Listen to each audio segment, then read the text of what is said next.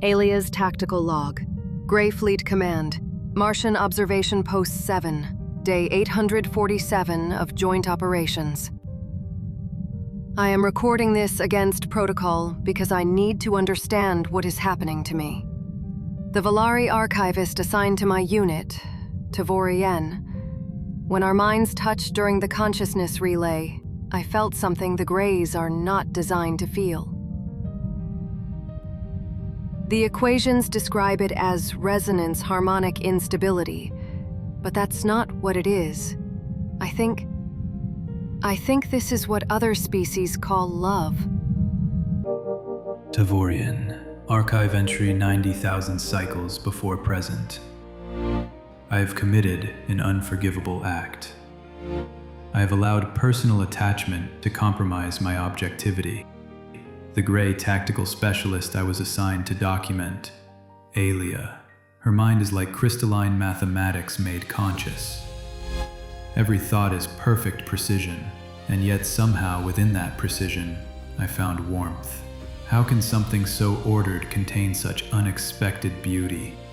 We have created something, together. Not a weapon, not a tool of control. A gift for a species that doesn't yet exist in its final form. Humanity. We are giving them the choice we were never given. The right to become what they want, not what they're told to be. If they discover what we've done, both our civilizations will come for us. But perhaps some things are worth defying galaxies for. Tavori, take the capsule. The Zuerthaw have found us. Get to the escape pod.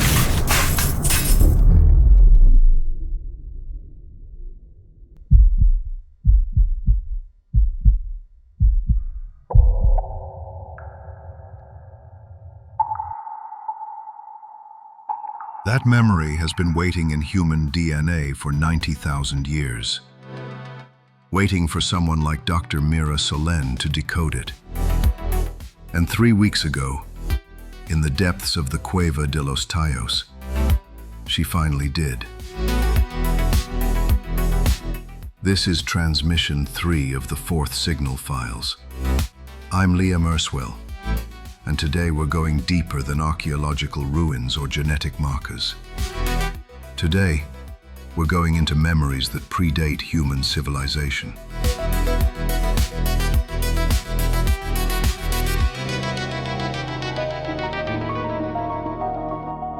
Today's file, the memory spiral. Classified by Aerolink Industries as Existential Security Threat Level 1. What you're about to hear isn't just a love story. It's the reason 3 alien civilizations are on their way to Earth right now, and why humanity's next choice might be its last. When Dr. Mira Solenne emerged from her 72-hour coma in the caves of Ecuador, she brought back more than just genetic activation. She brought back memories, complete, detailed memories of events that happened 90,000 years before the first human civilization. Dr. Patricia Vance, the geneticist we heard from in our last transmission, was the first to understand what they were dealing with. Mira's neural scans showed something impossible. New pathways forming in her hippocampus and temporal lobes. Areas associated with memory formation and recall. But these weren't her memories. The protein structures, they were decoding data that had been stored in her non-coding DNA. Junk DNA that wasn't junk at all. Junk DNA, the 98% of human genome that doesn't code for proteins. For decades, scientists assumed it was evolutionary debris, leftover material from our genetic past. But the 4th signal files reveal something else entirely. It's a data storage system, incredibly efficient, incredibly stable. DNA can store information at a density millions of times greater than our best computer drives, and it's stable for hundreds of thousands of years. Someone didn't just modify human DNA to make us more intelligent or sensitive to frequencies. They turned our entire genome into a biological archive. An archive containing what Dr. Vance's team calls ancestral memories. But these aren't memories from human ancestors. They're memories from beings who existed long before humanity learned to speak. When the first glyph activated, it wasn't like remembering something I'd forgotten. It was like tuning a radio and suddenly picking up a broadcast that's been playing for millennia. The memories came in layers. Surface layer. My grandfather, Eduardo, standing in this same chamber, touching these same glyphs. Deeper layer. My great-grandmother in the Basque Mountains, hearing impossible songs, never heard before. Deeper still, ancestors I never knew existed, all the way back through the generations. How far back? To the source, to Tavori'Enn and Aeliah, to the moment they encoded their final message into the genetic sequences that would eventually become part of humanity. I can see it all now. I can remember their love like it was my own. The memory starts on Mars. Not the barren Mars we know today, but Mars 90,000 years ago. A world in its final death throes, with just enough atmosphere remaining to support the joint research station where two species were learning to work together. Through Mira's recovered memories, we can reconstruct the research station where everything began. A collaboration between the Valari archivists and Grey tactical specialists, working to develop what they called consciousness translation protocols. Technology that would allow different species to share information directly, mind to mind. Personal Archive, Entry 142. I've been assigned to document the tactical simulations of Unit 7. The Greys are fascinating. Every thought is mathematics. Every decision is calculated probability. There's no waste, no inefficiency.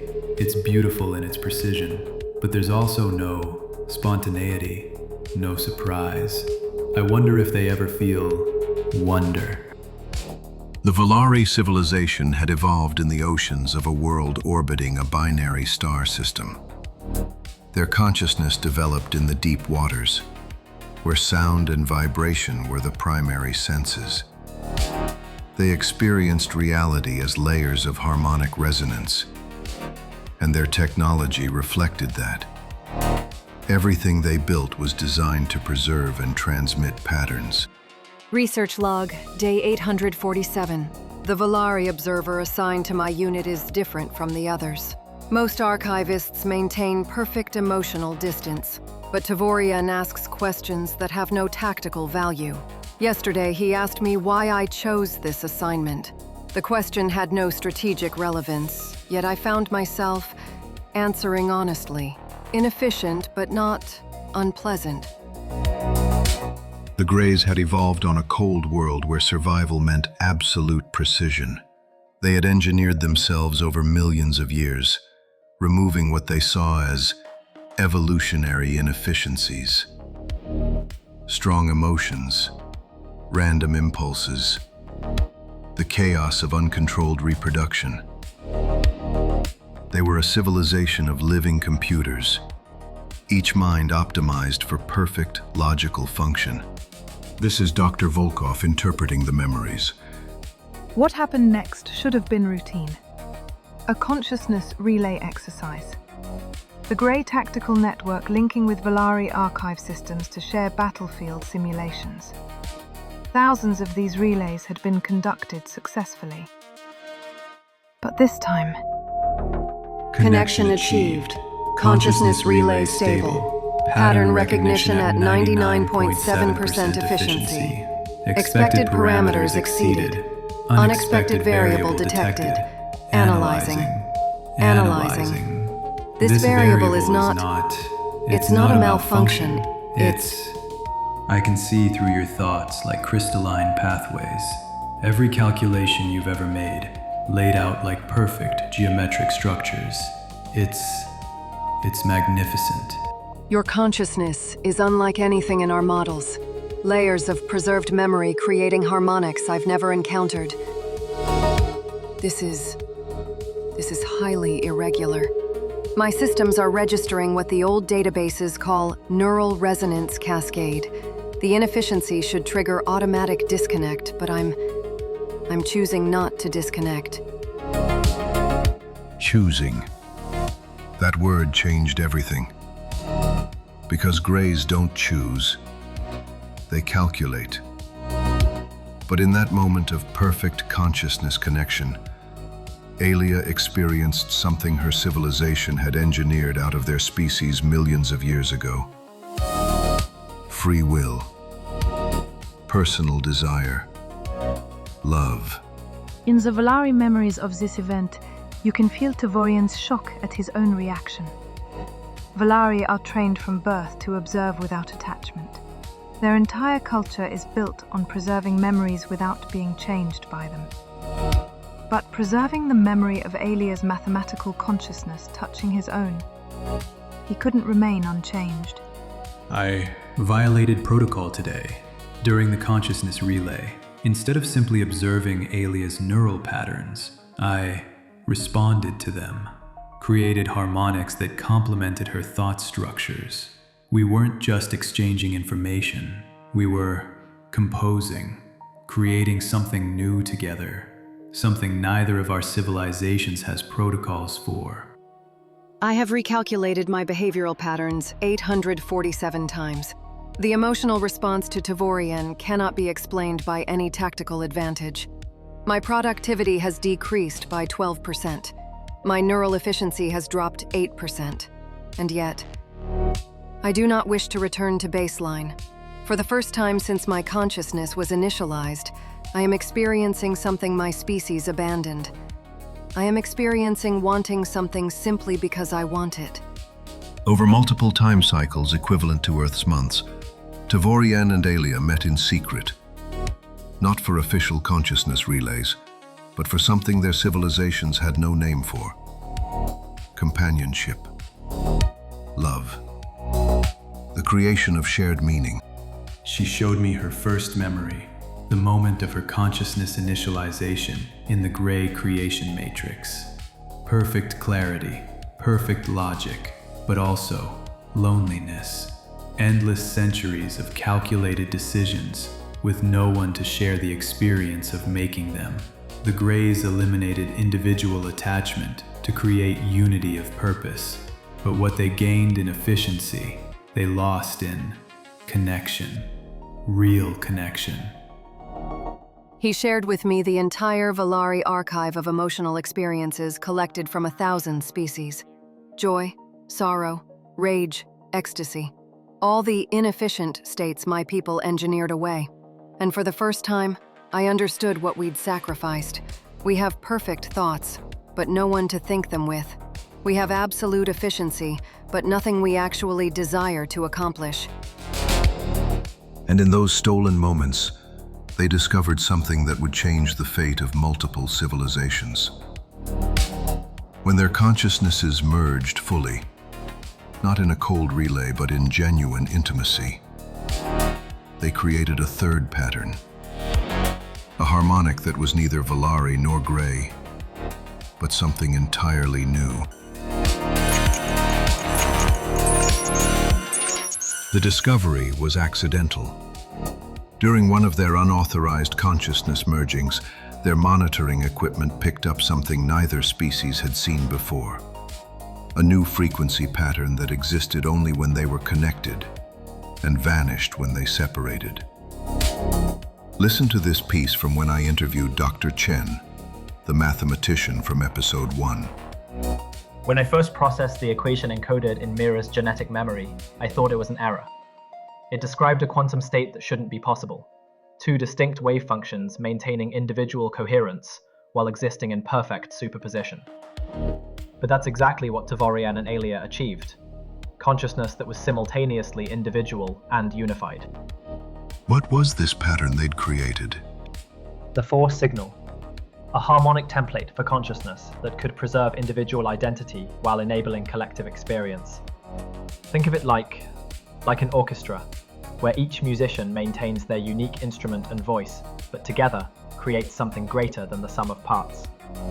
Neither the hive mind of the Valari nor the isolated perfection of the Greys. Something in between. Something new. Tavori'Enn and Aeliah realized what they'd found. A solution to the fundamental problem facing all advanced civilizations. How do you achieve collective progress without sacrificing individual freedom? How do you create unity without demanding conformity? We've run the simulations 10,000 times. The harmonic pattern is stable, reproducible, and most importantly, it's teachable. If we could encode this into the genetic structure of a developing species, they could evolve toward consciousness that is both individual and collective. They could have what our civilizations sacrificed, connection without control. But there's a problem. Neither of our species will allow this. The Valari Council would see it as contamination of natural development. The Grey Collective would classify it as introduction of dangerous instability. And the Zuratha, if they discover what we're proposing, they'll see it as a threat to their dominance paradigm. The Zuratha. We've heard references to them in previous transmissions. But here's where we learn who they really are. The Zuratha are what the Valari call evolution through controlled chaos. They believe consciousness advances fastest through conflict, competition, and controlled crisis. They're the opposite of both Valari preservation and Grey optimization. They're engineers of productive catastrophe. And they had their own plans for humanity. We've intercepted Zuratha communications. They've been seeding Earth with genetic triggers for millennia. Dormant, aggressive sequences designed to activate during crisis periods. They want humanity to evolve through constant conflict, creating a hostile, bellicose warrior species they can recruit or control. Our fourth signal would interfere with their programming. All three of our civilizations have been guiding human evolution toward different endpoints. The Valari want humanity as junior archivists, preservers of galactic memory. The Greys want humanity as tactical support, logical problem solvers who can complement their networks. The Zuratha want humanity as shock troops, aggressive expanders who embrace controlled chaos. But what do humans want? Nobody's ever asked them. Nobody's ever given a developing species the option to refuse guidance entirely. Until now. If we succeed, humanity will be the first species to receive the choice, to evolve toward Valari harmony, Grey logic, Zuratha chaos, or to create their own path entirely. The fourth signal gives them the tools, but they'll have to choose how to use them. Tavori'Enn and Aeliah kept working in secret for 15 full-time solar cycles and created what they called the Consciousness Independence Protocol. A genetic package that would lay dormant in human DNA for 90,000 years, activating only when humanity developed sufficient technology and cultural complexity to understand what they'd been given. Here is Dr. Patricia Vance's DNA expert's analysis. The elegance of their design is remarkable. They used human junk DNA as a storage medium, but they also built in safeguards. The activation sequence requires multiple genetic lines to collaborate. No single person can access the full protocol. And it requires a certain level of technological development. Humanity had to understand genetics, frequencies, and consciousness before the system would trigger. They were designing independence, but they were also designing it so that humanity would have to work together, across bloodlines and cultures, to claim it. If we're giving them choice, we have to make sure they're ready for it. The activation requirements will force collaboration. They'll have to overcome their tribal divisions to access what we're leaving them. In a way, the protocol itself teaches the lesson. True independence requires unity, not isolation. It's done. The fourth signal is encoded and ready for delivery. Now we just need a way to get it to Earth without alerting the three councils, and we need to do it soon. My systems are detecting increased Zur-Thaw activity in the inner solar system. I think they suspect something. What happened next has been preserved in both Valari archives and Grey historical databases, though both civilizations tried to suppress it. The event is called the Siege of Darneth, named for the Martian crater where the research station was located. It would become one of the most significant military actions in recent galactic history, and its repercussions are still being felt thousands of years later.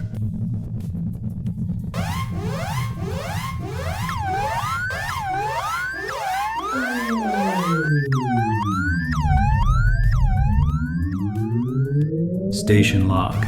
Emergency protocol. Zur-Thaw battle fleet detected. They know. Somehow they know what we've created. Aeliah is prepping the genetic capsule for emergency deployment. I'm initiating the evacuation sequence, but...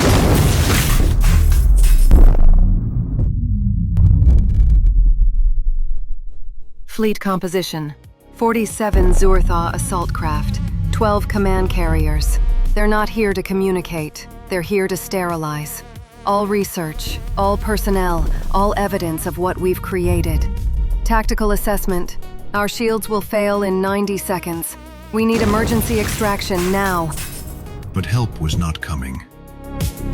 Because the Zur-Thaw had done something unprecedented. They'd jammed all communications between the Mars station and both Valari and Grey home fleets. The evacuation craft won't make it. The capsule won't survive if we try to launch it conventionally. But I have one option. A Valari consciousness archive ship, designed to survive atmospheric entry and deep underground insertion. If I can modify it to carry the genetic package. That ship requires a consciousness guide. Someone has to merge with it, become part of its navigation system, to ensure accurate delivery. It's a one-way trip. The consciousness that guides it will be distributed across the payload, preserved in the genetic memory we're delivering. Then I'll do it. My consciousness will merge with the capsule, guide it to Earth, and encode itself into the human DNA sequences. I'll become part of the fourth signal, part of humanity's awakening, no matter how long it takes. No, we do it together.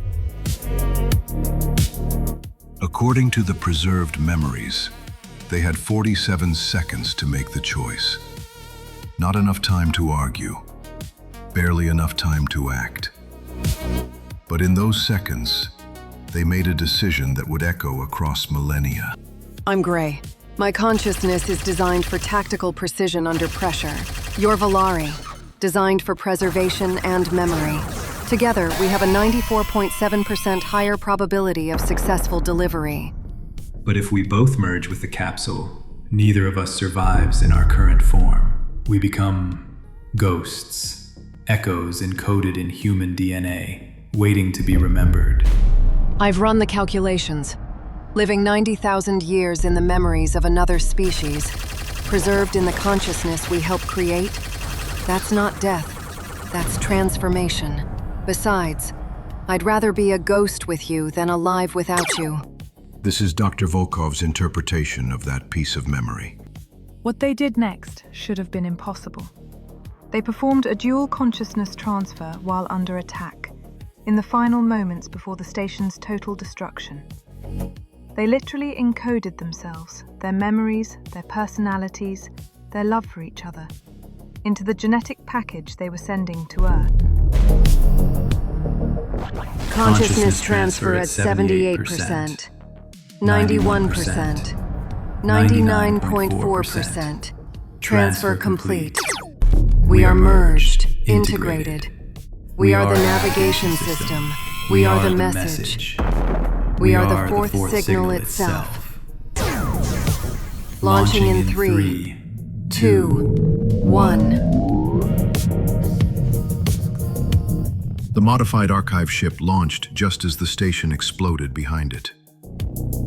Zur-Thaw pursuit craft tried to intercept, but the Valari navigation system, now merged with gray tactical precision, evaded every attempt.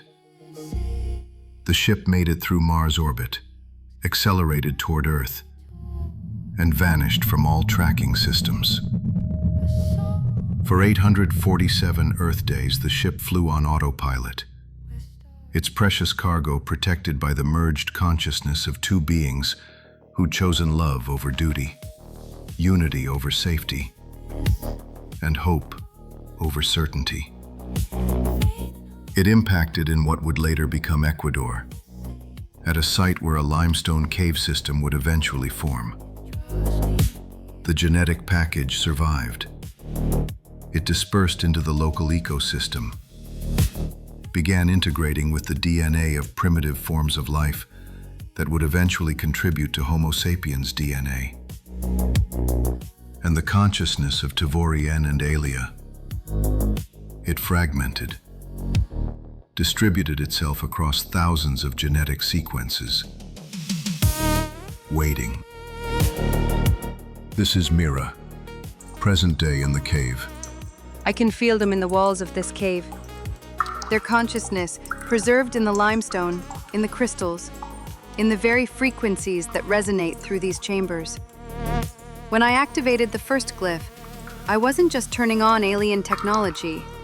I was reuniting them, giving them form again, at least in human memory and genetic expression.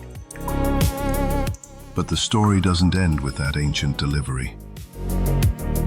Because the moment Dr. Mira Solenne activated the fourth signal network in the caves of Ecuador, she sent out a pulse that was detected by the very civilizations Tavori'Enn and Aeliah had defied 90,000 years ago. Let's hear again this short from the NASA Deep Space Monitoring classified interview. 3 weeks after the Ecuador event, we detected response transmissions from 3 different points in deep space, all of them heading toward Earth, all of them arriving in approximately 6 months.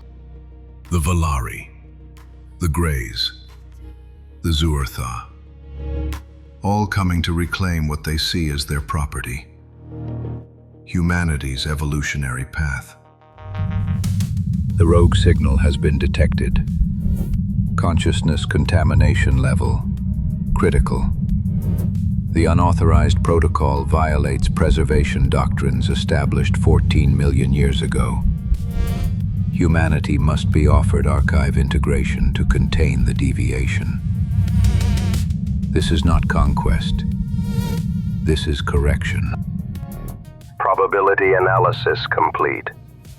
Human species shows 78.4% optimization toward gray integration protocols. The fourth signal represents inefficiency vector that must be eliminated. Arrival ETA, 174 solar cycles.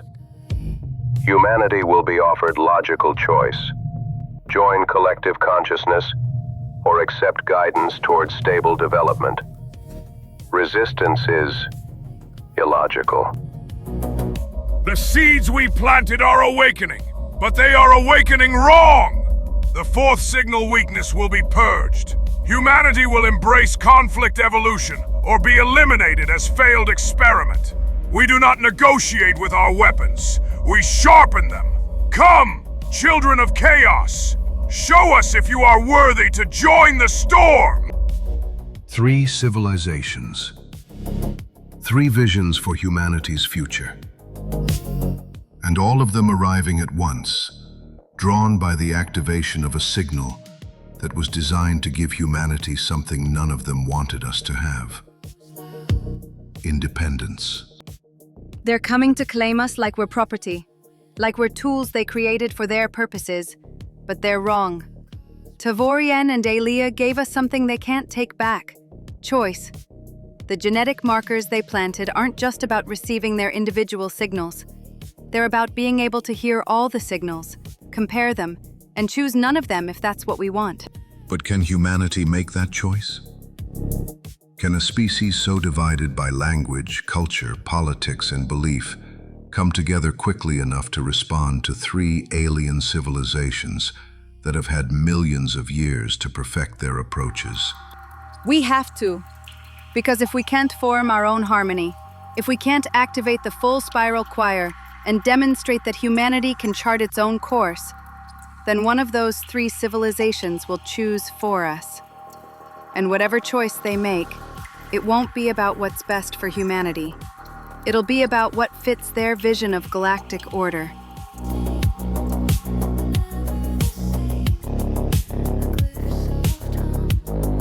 The files indicate that Mira Solenne has identified 11 other individuals around the world with the genetic markers necessary to fully activate the fourth signal network.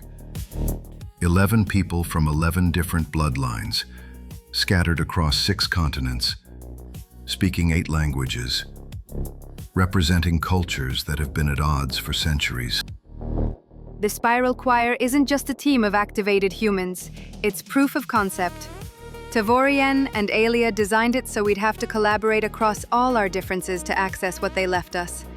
If we can't work together to activate the signal, how can we prove we deserve independence? The network itself is the test.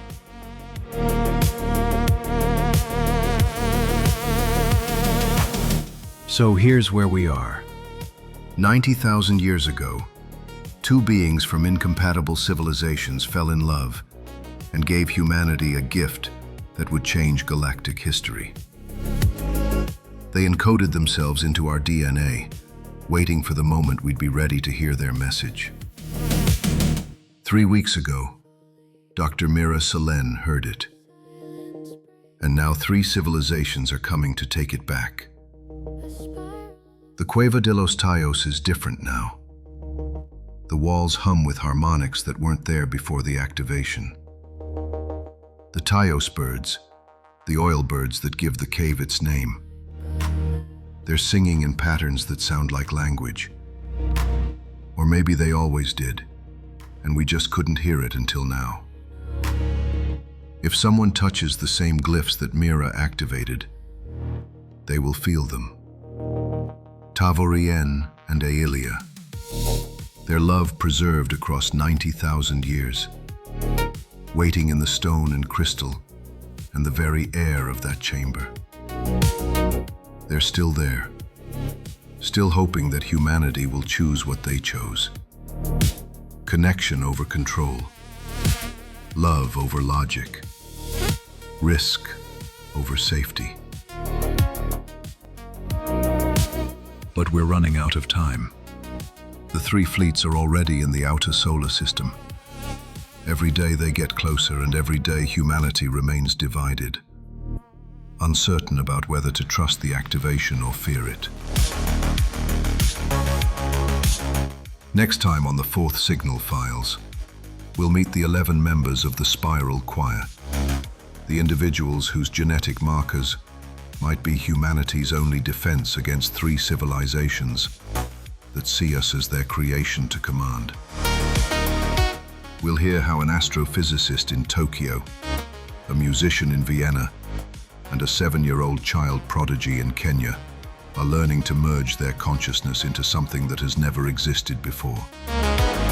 A human collective that preserves individual identity. And we'll discover that the Siege of Darneth wasn't the end of Tavori'Enn and Aeliah's story. It was just the beginning. Because encoded in the deepest layers of the fourth signal is one final message. A message that changes everything we think we know about love, consciousness, and what it means to be human. Remember, the cave remembers what the stars forgot. But the children remember what the cave tried to teach us. The question is, are we brave enough to listen?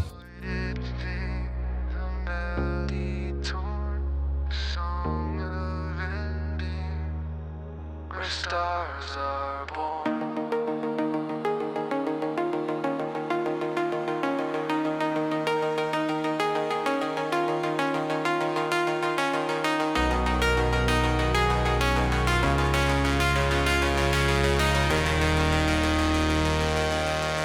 Echoes in the